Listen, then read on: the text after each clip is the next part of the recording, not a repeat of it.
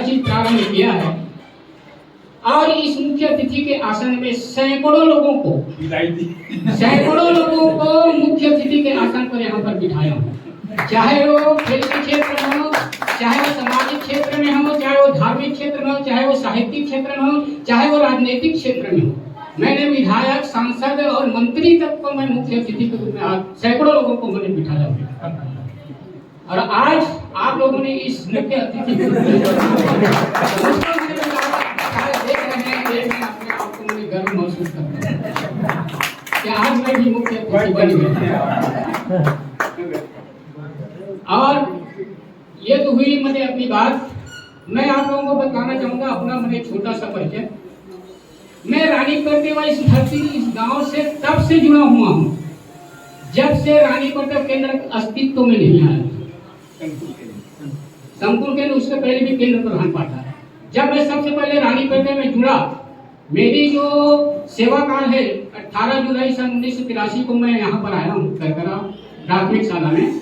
उसके पहले सन 81-82 में मैंने रायपुर में विद्याई किया है। इस प्रकार से 18/7/1983 से 30 जून 2024 तक एक 40 साल तक मैंने यहाँ पर अपनी सेवाएं दी।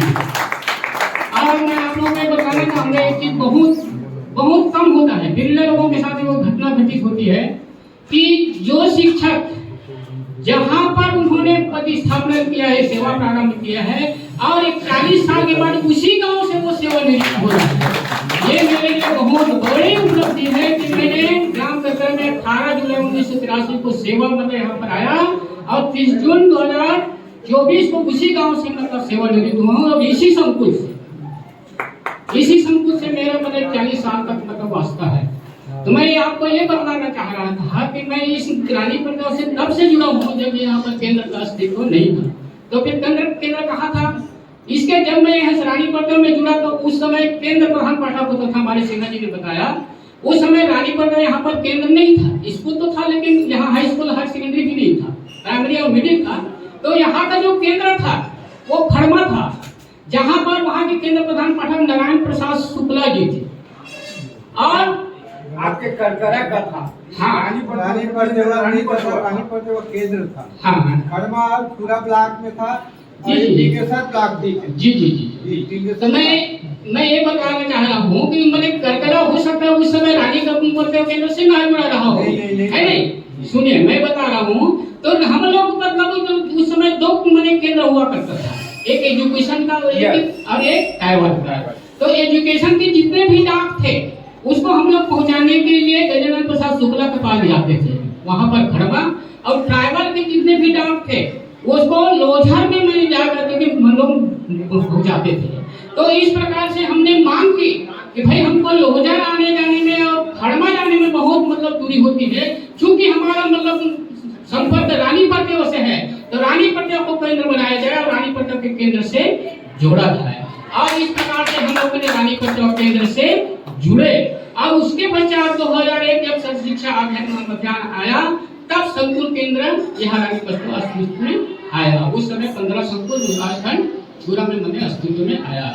और इस प्रकार से इस रानी करदेव से हम लोग शुरू से लेकर के 40 वर्षों से यहाँ पर जुड़े हुए हैं। और इन 40 वर्षों में आप ही लोगों ने हमारे सिन्हा जी के साथ, हमारे निकाम सर जी के साथ तो बहुत ज्यादा समय तक कार्य करने का अनुभव हुआ।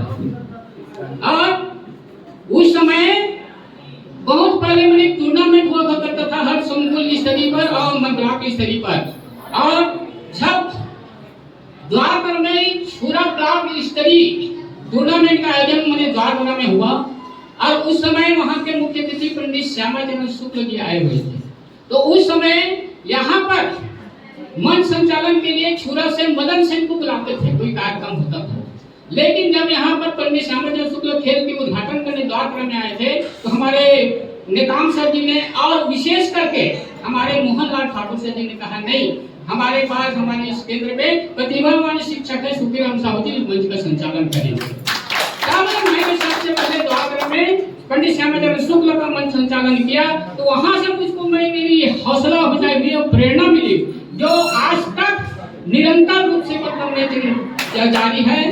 जो विभिन्न धार्मिक मंचों में, रामायण के मंच में हो, चाहे जसवीर के मंच में हो, चाहे डीजे डांस के प्रतियोगिता के मंच में हो, चाहे राजनीतिक कोई माने मंच हो, हर मंचों में मुझे यहाँ पर भी मैंने मुझको अवसर दिया जाता है। और मैं जहाँ पर मेरा जन्मभूमि है, ग्राम करेली बड़ी, विकास खंड नगलो, नयापाड़ा, राजन के पास, वहाँ भी मुझको आज भी वहाँ पर मुझको आमंत्रित करते हैं और यहाँ पे मुझको अवसर मिलता है।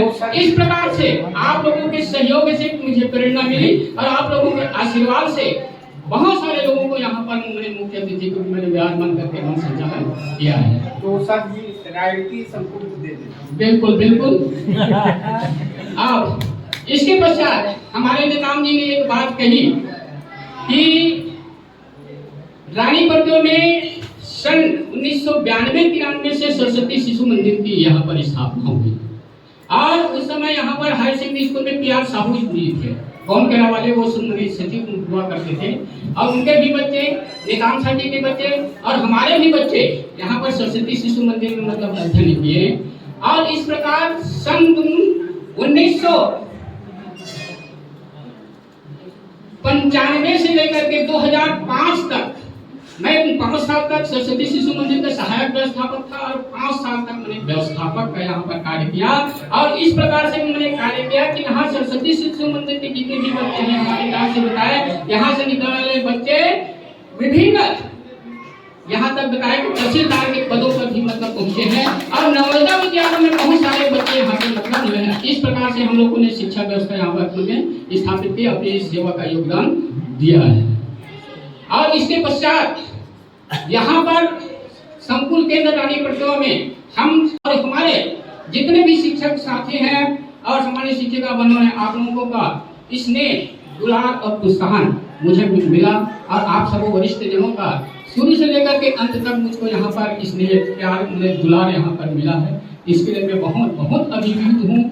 और आप लोगों ने, मैं आपको एक जानकारी और भी बताना चाहता हूँ कि अभी जो करचाली संकुल केंद्र है वो पहले हमारे रानी परदेव संकुल केंद्र में रहा था और उस समय हम लोग सबको एक साथ जुड़ करके कोई भी फंक्शन या कोई भी कार्यक्रम, चाहे वो टूर्नामेंट में हो, चाहे किसी भी मैंने विदाई सम्मान समारोह, एक साथ करते थे।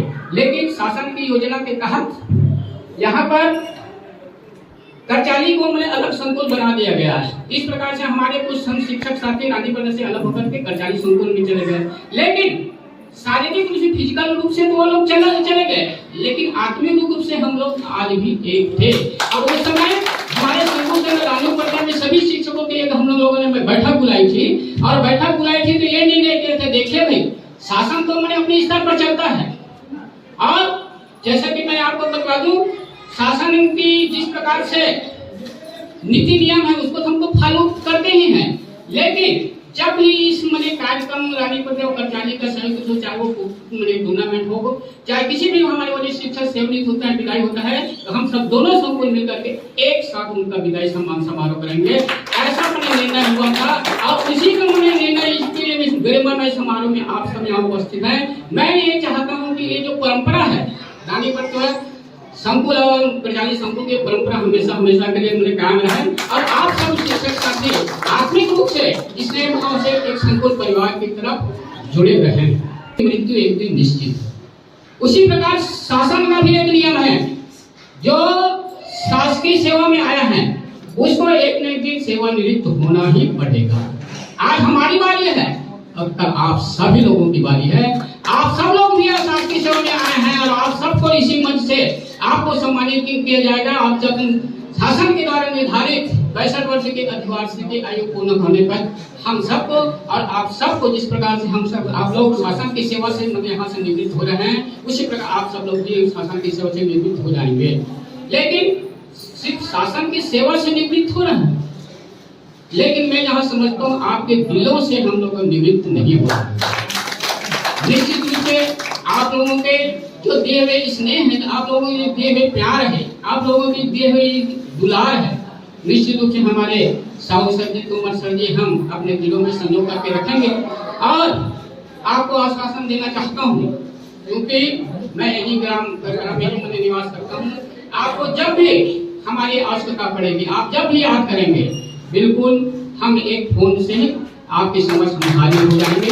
ये मैं आप लोगों को वचन देना चाहता हूँ। और दूसरी बात मैं ये कहना चाहता हूँ, आदमी को हर समय जिंदा दिली से पेश आना चाहिए, हर समय खुशी मने चेहरा में मुस्कान आना चाहिए। इंसान की जिंदगी में चाहे कई प्रकार के तनाव, पारिवारिक तनाव, सामाजिक तनाव, घरेलू तनाव होता है, लेकिन हर परिस्थिति में इस समस्याओं को जो झेल लेता है वही तो मतलब शिक्षक कहलाता है। और एक चीज मैं आप लोगों को बताना चाहूंगा, आप सब लोग मैंने गर्व महसूस करेंगे और हम सब लोग शिक्षा विभाग के कर्मचारी हैं और अपने आप को गौरवान्वित महसूस करते हैं।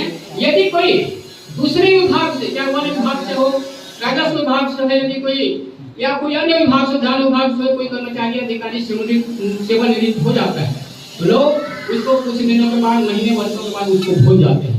लेकिन हम लोग शिक्षा विभाग के कर्मचारी हैं, हम लोग यदि सेवानिवृत्त आज भी हो रहे हैं तो मरते दम तक जय हिंद गुरु लोग कहेंगे। जय हिंद गुरु के अंदर हमें जो सम्मान हम लोग को मतलब देगा, वो एक दिल भरा में सुकून का मन एहसास होगा।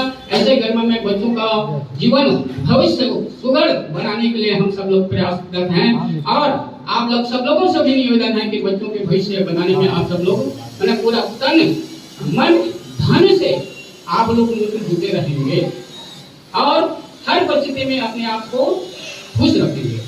तो मैं, लेकिन मन संचालन मेरा शौक आज भी, तो मैं 4 पंक्तियां आज के अवसर पर कुछ ना कहूँ कि भी उचित नहीं होगा, तो मैं 4 पंक्तियां आप लोगों को पता करना चाहूंगा। हर वक्त गुलबन कर मुस्कुराना जिंदगी है, हर वक्त गुलबन कर मुस्कुराना जिंदगी है, मुस्कुरा कर गम भुलाना जिंदगी है। अरे सर्विस में रहकर मुस्कुराए तो क्या मुस्कुराए, रिटायर होकर मुस्कुराना जिंदगी है, रिटायर होकर मुस्कुराना जिंदगी है, रिटायर होकर मुस्कुराना जिंदगी है। हर परिस्थितियों में आप सभी प्रसन्न रहे, स्वस्थ रहे। मैं सम्मानीय श्रीमान तोमर सर जी का बारे में मैं कहना चाहूँगा, क्योंकि इसे संपर्क 2-4 साल ही मैंने कार्य करने का अनुभव हुआ। सबसे पहले तोमर सर जी के मुलाकात, हमारी जो मुलाकात है वो गरियाबंद में हुई, जब वो एक सर जी यहाँ पर नहीं आए थे। तब वो मुलाकात कैसे हुई, क्योंकि मैं एक छुरा ब्लॉक में छत्तीसगढ़ शिक्षक संघ का मतलब मैं पदाधिकारी कर रहा हूँ, कोषाध्यक्ष रहा हूँ।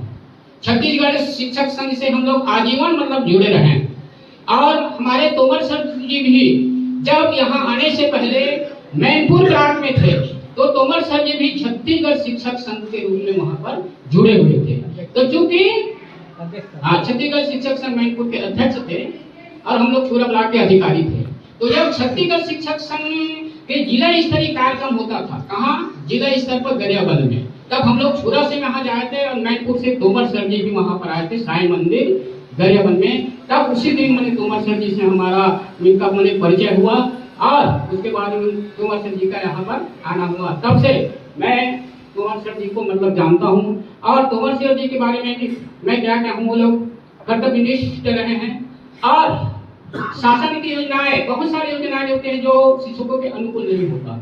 समय समय पर हमने व्यक्तिगत रूप से भी और अपने संघ के माध्यम से भी जो शिक्षकों के अनुकूल नहीं होता था, चाहे ब्यासी हो चाहे बीओ हो, ऐसे ऐसे मैंने आदेश निकालते थे जो शिक्षकों के अनुकूल